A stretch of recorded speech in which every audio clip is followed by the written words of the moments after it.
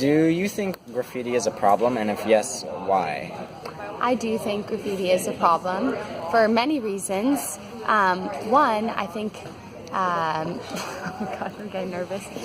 There's a lot of research that shows that graffiti, influences, your self-concept, influences just, how do I explain this? It contributes to a false narrative and belief of certain groups in certain areas within cities, right?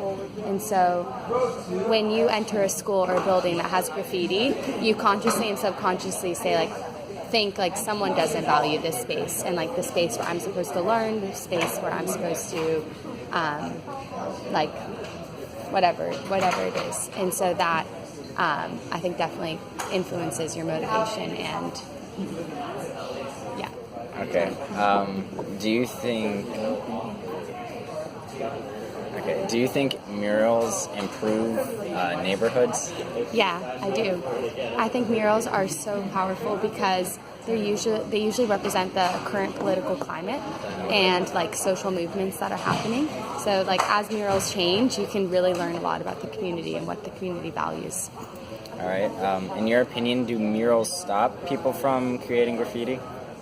I think it changes the narrative. It's taking the same spaces where graffiti happens, and it's saying let's turn it.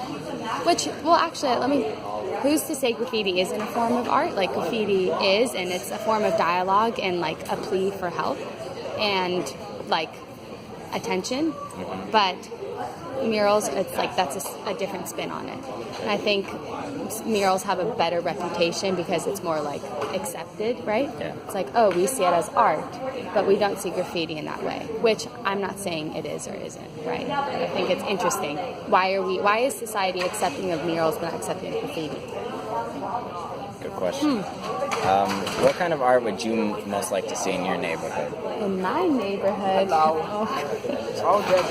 Mr. Rogers' neighborhood.